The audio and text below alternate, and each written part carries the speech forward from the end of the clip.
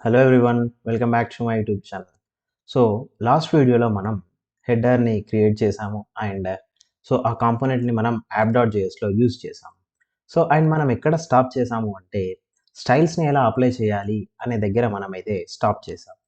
ఇప్పుడు ఏం చేద్దామంటే header.cssలో మనం ఏ స్టైల్స్ని అయితే అప్లై చేస్తామో ఆ స్టైల్స్ని header.jsలో ఉన్న ఈ డివ్కి కానివ్వండి, h1కి కానివ్వండి ఎలా అప్లై చేద్దాము అనేది చూద్దాం. మన అప్లికేషన్ చూస్తే మనం ఇక్కడ ఇది మన target. Going back in time అని ఈ బ్లాక్ కలర్ డివ్‌లో మనకి రావాలి. And present going back in time అని చెప్పేసి బ్లాక్ కలర్‌లో ఉంది. ఇక్కడ చూస్తే టెక్స్ట్ కలర్ వచ్చేసరికి వైట్ ఉంది. ఇక్కడ చూస్తే మన టెక్స్ట్ వచ్చేసరికి బ్లాక్ కలర్‌లో ఉంది. ఈ స్టైల్ కలర్ చేంజెస్ కానివ్వండి ఏవైనా మెయిన్‌లీ మనకి రిలేటెడ్ టు CSS. మనం ఇప్పుడు CSSలో ఆ స్టైల్స్‌ని అయితే అప్లై చేద్దాం. సో CSSలో స్టైల్స్‌ని అప్లై చేయాలంటే మనం ఫస్ట్ ఈ CSS ఫైల్‌ని ఏ జావాస్క్రిప్ట్ ఫైల్‌లో అప్లై చేయాలనుకుంటున్నామో అక్కడికి ఇంపోర్ట్ చేయాలి. ఎలా అంటే లైక్ యాప్.jsలో మనం హెడర్‌ని యూజ్ చేద్దాం అనుకున్నాం కాబట్టి యాప్.jsలోకి ఈ హెడర్‌ని మనం ఇంపోర్ట్ చేసుకున్నాం. ఇన్ ద సేమ్ వే ఈ header.css అనే ఫైల్‌ని header.jsలోకి ఇంపోర్ట్ చేసుకోవాలి. ఎలా అంటే జస్ట్ ఇంపోర్ట్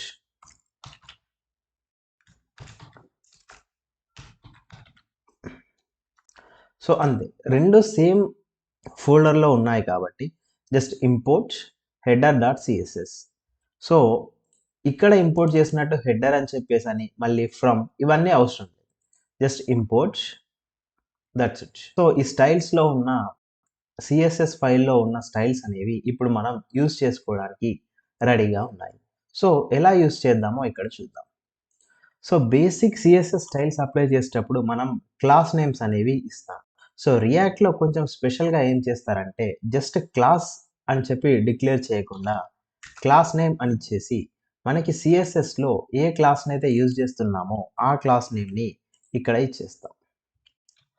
రైట్. ఇప్పుడు ఏమవుతుందంటే ఈ header.cssలో ఈ హెడర్ అనే క్లాస్‌కి మనం ఏ స్టైల్స్ అయితే అప్లై చేస్తామో ఈ స్టైల్స్ అన్నీ ఇక్కడ ఉన్న ఈ డివ్ ఎలిమెంట్‌కి అప్లై అవుతాయి. అప్లై అయ్యాయో లేదో ఒకసారి చూద్దాం మనం. కంప్లీట్ బ్లాక్ కలర్ అయితే వచ్చేసింది. ఈ బ్లాక్ కలర్ ఎందుకు వచ్చింది? మనం ఇక్కడ header.cssలో బ్యాక్‌గ్రౌండ్ కలర్ బ్లాక్ అని చెప్పేసి అన్నాం కాబట్టి వచ్చింది. బట్ ఇది మన టార్గెటెడ్ లాగా లేదు. కంప్లీట్ స్క్రీన్‌ని ఆక్యుపై చేసింది అండ్ ఈ టెక్స్ట్ అనేది ఇప్పుడు మొత్తం కనిపించట్లేదు. ఎందుకు కనిపించట్లేదంటే మన టెక్స్ట్ కలర్ బ్లాక్‌లోనే ఉంది అండ్ మన బ్యాక్‌గ్రౌండ్ కలర్ కూడా బ్లాక్‌లోనే ఉంది. వాటిని ఇప్పుడు మనం స్టైల్స్ రాస్తూ ఫిక్స్ చేద్దాం. నేను కొన్ని స్టైల్స్ అయితే ఇస్తాను. జస్టిఫై కంటెంట్ వచ్చేసరికి సెంటర్ అంటే నా కంటెంట్ అందులో ఉంది మొత్తం సెంటర్‌లో ఉండాలని చెప్పేసి బ్యాక్‌గ్రౌండ్ కలర్ మనం ఆల్రెడీ ఇచ్చేసాం. నేను width 800 pixel, position relative,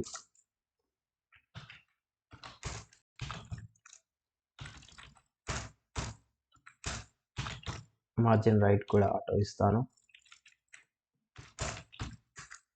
normal CSSని apply చేస్తున్నాను. ఇది పెద్ద ఇంపార్టెంట్ ఏం కాదు. జస్ట్ చక్కగా కనిపించడానికి నేను ఎలా ఉండాలో అలాంటి స్టైల్స్‌ని అయితే ఇస్తున్నాను. టాప్ నుంచి కొంచెం గ్యాప్ రావడానికి margin top 5 pixel. Border radius మన డివ్‌కి కొంచెం కర్వీ ఎఫెక్ట్ రావడానికి రేడియస్ ఇస్తున్నాను. అది ఒక 10 పిక్సెల్. Box shadow. ఈ బాక్స్ షాడో అంటే ఏంటంటే నార్మల్‌గా మనం ఈ అప్లికేషన్ చూసినప్పుడు ఇక్కడ కొంచెం షాడోయింగ్ ఎఫెక్ట్ వస్తుంది కదా! ఈ షాడో ఎఫెక్ట్ రావడానికి మనం అప్లై చేసే CSS. నేను ఇది ఆ CSS నేను 5 pixel, 5 pixel, 3 pixel, 3 pixel black. ఏంటంటే left, right, top, bottom shadow రావాలి అండ్ అది 3 పిక్సెల్, 5 పిక్సెల్ ఉండాలి. నెక్స్ట్ దాని కలర్ వచ్చేసరికి బ్లాక్ ఉండాలి. ఇది నేను ఇచ్చేసాను. ఇప్పుడు మన డివ్ ఎలా ఎఫెక్ట్ అయిందో ఒకసారి చూద్దాం. ఓకే. ఎఫెక్ట్ వచ్చింది. సైజ్ తగ్గింది. బ్యాక్‌గ్రౌండ్ టాప్ నుంచి కొంచెం గ్యాప్ కూడా వచ్చింది. బట్ ఈ టెక్స్ట్ అనేది మనకి ఇంకా కనిపించట్లేదు. ఇప్పుడు మనం దాన్ని ఫిక్స్ చేద్దాం. దానికోసం నేనేం చేస్తానంటే ఇక్కడ ఇంకోటి క్లాస్ క్రియేట్ చేశాను. header__h1 అని చెప్పేసి. హెడర్లోని h1కి మనం ఈ క్లాస్ని అప్లై చేస్తున్నాం కాబట్టి క్లాస్ నేమ్ వచ్చేసరికి ఇక్కడ తీసుకున్న క్లాస్.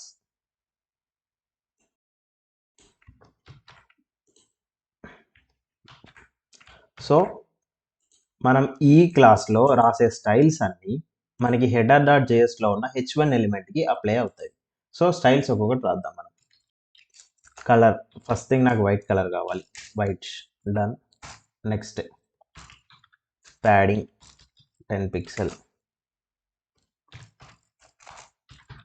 ఫాంట్ సైజ్ నేను కొంచెం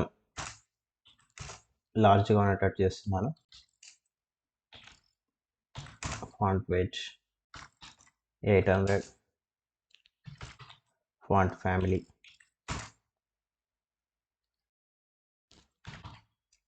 sans serif. సో ఇప్పుడు మనం చూస్తే రైట్ ఇక్కడ ఎలా ఉందో సేమ్ ఎగ్జాక్ట్లీ అలానే గోయింగ్ బ్యాక్ ఇన్ టైమ్ అని చెప్పేసి వచ్చింది. సో ఫాంట్ కొంచెం డిఫరెంట్గా అనిపిస్తుంది. సో ఫాంట్ని మనం కొంచెం చేంజ్ చేసేద్దాం. sans serif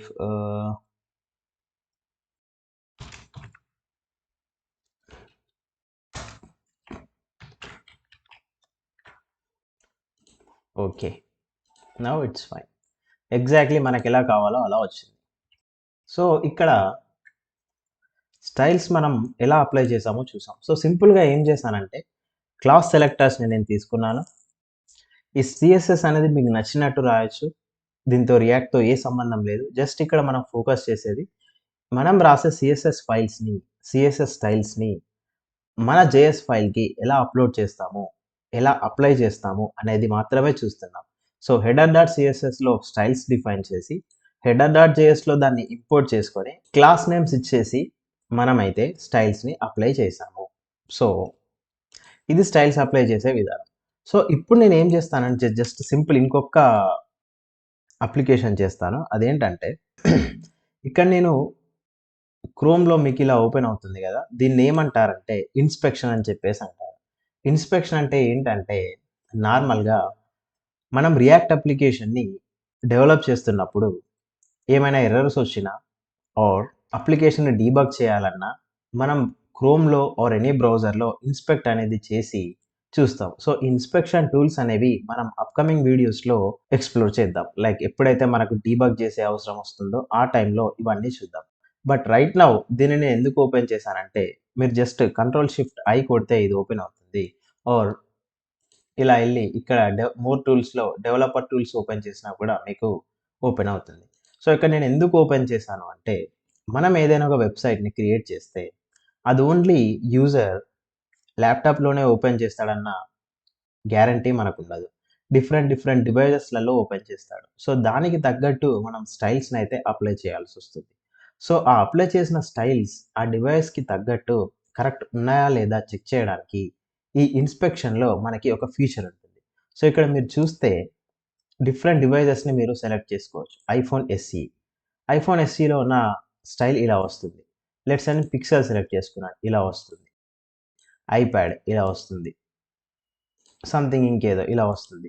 so iPhone SE ఇలా వస్తుంది. బట్ మన ఐడియా ఏంటి, మన అప్లికేషన్ వచ్చేసరికి ఇలా ఉండాలి అండ్ ఇలా ఉంది. సో ఇప్పుడు మనం ఒకసారి ఏం చేద్దామంటే ఈ యాప్ ఉంది కదా, దీన్ని కూడా ఇన్స్పెక్ట్ చేసి ఇక్కడ ఏ డివైస్ ఓపెన్ చేసాం, ఐఫోన్ ఎస్ఈ ఓపెన్ చేసాం. ఇక్కడ ఐఫోన్ ఎస్ఈని సెలెక్ట్ చేసుకున్నాం. ఇక్కడ చూస్తే స్క్రీన్ ఎడ్జ్ నుంచి మనకి కొంచెం గ్యాప్ అయితే వచ్చింది. ఇక్కడ కూడా స్క్రీన్ ఎడ్జ్ నుంచి ఇక్కడ కొంచెం గ్యాప్ వచ్చింది. బట్ ఇక్కడ మన అప్లికేషన్కి స్క్రీన్ ఎడ్జ్ నుంచి ఎలాంటి గ్యాప్ రాలేదు అండ్ ఇది ఎంటైర్గా స్క్రీన్ని ఆక్యుపై చేసేసింది. సో అంటే మనం క్రియేట్ చేసిన ఈ చిన్న వెబ్సైట్ ఏదైతే ఉందో జస్ట్ వన్ కాంపోనెంట్ మానిటర్లో లైక్ లార్జ్ డివైజెస్లో లైక్ కంప్యూటర్, ల్యాప్టాప్ వీటిలలో పర్ఫెక్ట్గా వర్క్ అవుతుంది. బట్ ఎప్పుడైతే నేను మొబైల్ డివైసెస్లోకి వెళ్ళానో ఇక్కడ చూడండి, నేను ఐఫోన్ ఎస్ఈలో కనుక దీన్ని ఓపెన్ చేస్తే ఇలా వస్తుంది అన్నట్టు. బట్ నాకు ఇలా రావద్దు. ఈవెన్ ఇది ఏ డివైస్ అయినా కూడా లైక్ మోస్ట్ ఆఫ్ ది డివైజెస్కి నాకు ఇలా ఫ్లెక్సిబుల్గా స్టైల్స్ అనేవి డివైస్ చేంజ్ అయిన కొద్దీ అప్లై అయిపోవాలి. మన ఈ అప్లికేషన్ చూడండి పిక్సెల్ 7, ఆ అప్లికేషన్ సైజ్ని బట్టి ఈ కాంపోనెంట్ సైజ్ అనేది చేంజ్ అయిపోతుంది. సో ఇలాంటి స్టైల్స్ని కూడా మనం అప్లై చేయొచ్చు. సో ఎలా చేద్దాము అనేది ఇప్పుడు మనం చూద్దాం. సో ఇక్కడ నెక్స్ట్ మనం ఏం చేయాలంటే ఇలా స్టైల్స్ అప్లై చేయడానికి మనకి మీడియా క్వెరీస్ అని చెప్పేసి ఉంటాయన్నట్టు. మీడియా క్వెరీస్ అంటే ఏంటంటే స్క్రీన్ సైజ్ ఈ రేంజ్‌లో ఉంటే ఈ పర్టిక్యులర్ స్టైల్స్‌ని అప్లై చెయ్యి అని మనం చెప్తాం. సో అది ఇప్పుడు మనం చూద్దాం.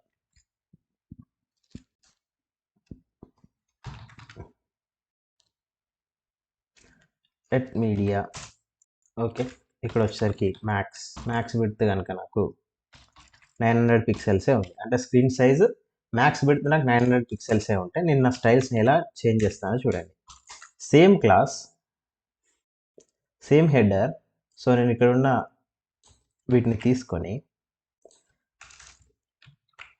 ఇందులో నేనేం చేస్తానంటే జస్ట్ నా విడ్త్‌ని వచ్చేసరికి 310 పిక్సెల్స్ చేస్తాను. ఇక్కడ రిపీటెడ్ అవుతుంది ఈ కోడ్. ఈ డిస్‌ప్లే ఫ్లెక్స్, బ్యాక్‌గ్రౌండ్ కలర్ ఇవన్నీ జస్ట్ అండర్‌స్టాండింగ్‌గా నేను రాసాను. మీరు వీటిని అవాయిడ్ చేసినా పర్లేదు. బట్ నాకు జస్ట్ కావాల్సిన చేంజ్ ఏంటంటే, నార్మల్‌గా స్క్రీన్ ఉన్నప్పుడు విడ్త్ వచ్చేసరికి 800 పిక్సెల్స్‌లో ఉంచు. బట్ ఎప్పుడైతే మ్యాక్స్ స్క్రీన్ విడ్త్ 900 పిక్సెల్స్ ఉంటే, అంటే మన స్క్రీన్‌లో మాక్సిమం సైజ్ వచ్చేసరికి 900 పిక్సెల్స్. అంతకంటే ఎక్కువ లేదు. అలా ఉన్నప్పుడు విడ్త్‌ని వచ్చేసరికి 310 పిక్సెల్స్‌కి తగ్గివ్వు అని చెప్పేసి చెప్తున్నాను. So, this is one style. అలానే మన హెడర్‌ని కూడా చేంజ్ చేయాలి. రైట్? దీని స్టైల్ గూడా ఎప్పుడైతే స్క్రీన్ సైజ్ 900 పిక్సెల్స్ మాత్రమే ఉంటుందో మాక్సిమం, అప్పుడు గూడా నేను స్టైల్స్‌ని అప్లై చేస్తాను. ఏ స్టైల్స్‌ని సేమ్ ఇవే స్టైల్స్‌ని తీసుకుంటున్నాను. Just repeated. మనం ఈ రిపిటేషన్‌ని అవాయిడ్ చేయొచ్చు. బట్ ఇక్కడ మాత్రం కావాలనే రిపీట్ చేస్తున్నాను. రిపీట్ ఉండనివ్వండి. అండ్ ఇక్కడ నేను ఏం చేస్తున్నానంటే, సో నాకేమన్నా చేంజెస్ కావాలా? Colour 10 pixels padding font size వచ్చేసరికి డబుల్ ఎక్స్ లార్జ్ నాకొద్దు. నాకు జస్ట్ లార్జ్ సరిపోతుంది. ఎప్పుడు స్క్రీన్ సైజ్ చిన్నగున్నప్పుడు డబుల్ ఎక్స్ లార్జ్ నాకొద్దు. జస్ట్ నాకు లార్జ్ సైజ్ ఉంటే సరిపోతుంది అని చెప్పేసి నేను స్టైల్స్‌నైతే అప్లై చేస్తున్నాను. ఈ కాన్సెప్ట్స్ అన్నీ లైక్ ఫాంట్ ఫ్యామిలీ ఏంటి, ఫాంట్ సైజ్ ఏంటి, ప్యాడింగ్ ఏంటి ఇవన్నీ హెచ్‌టీఎంఎల్, సీఎస్ఎస్‌లో మీకు క్లియర్‌గా తెలుస్తుంది. బట్ హియర్ మన మెయిన్ ఫోకస్ వచ్చేసరికి రియాక్ట్ దాని కోర్ కాన్సెప్ట్స్‌ని అర్థం చేసుకోవడం.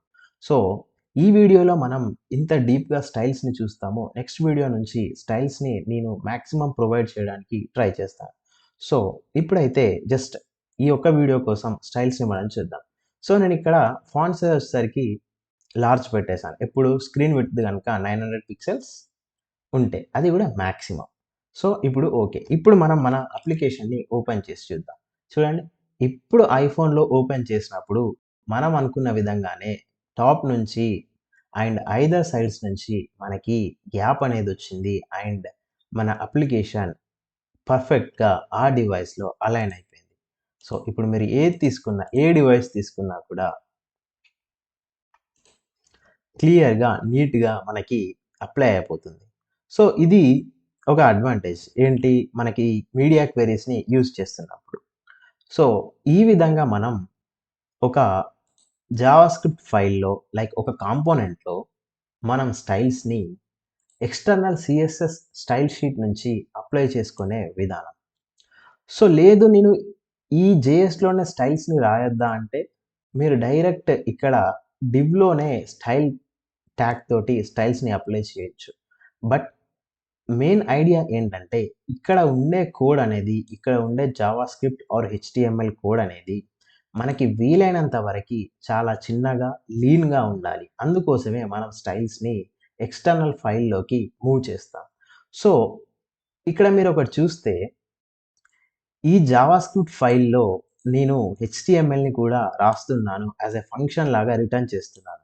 సో, ఏ ఫైల్‌లో అయితే హెచ్‌టీఎంఎల్ అండ్ జావాస్క్రిప్ట్ ఈవెన్ సీఎస్ఎస్‌ని కూడా మనం రాసే ఛాన్స్ ఉంటుందో, వాటినే మనం జేఎస్ఎక్స్ అని చెప్పేసి అంటాం. ఇది జస్ట్ గుర్తుపెట్టుకోండి అంతే. సో, రైట్ నౌ మన అప్లికేషన్‌లో మనం ఎక్కడి వరకు ట్రావెల్ అయ్యాం? సో, ఈ హెడర్ కాంపోనెంట్ అయితే ఏదైతే ఉందో అది కంప్లీట్ అయిపోయింది. నెక్స్ట్ వచ్చేసరికి ఈ ఫార్మ్ ఎలిమెంట్‌ని మనం క్రియేట్ చేయాలి. సో, నెక్స్ట్ వీడియోలో ఈ ఫార్మ్ ఎలిమెంట్‌ని మనం క్రియేట్ చేద్దాం. సో, అండ్ నెక్స్ట్ ఈ యాక్షన్ బటన్‌ని కూడా చూస్ అని చెప్పేసినప్పుడు మనకి పాపప్ ఓపెన్ అయ్యి రావడము ఆర్ అనేది మనం చూద్దాం. సో, చాలా ఉంది. ఈ చూస్ క్లిక్ చేసినప్పుడు ఫైల్ చూస్ చేసుకోవాలి. యాడ్ మెమరీ అన్నప్పుడు ఇక్కడికి రావాలి. ఇలా స్టెప్ బై స్టెప్ మన అప్లికేషన్‌ని వీలైనంత వరకి డెవలప్ చేస్తూ వెళ్ళిపోదాం.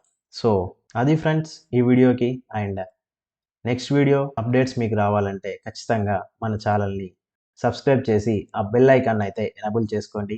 నెక్స్ట్ వీడియో నుంచి ఇంకా ఎక్కువ కోడ్ని మనం రాస్తూ ఉంటాము. So thank you for watching. Bye bye.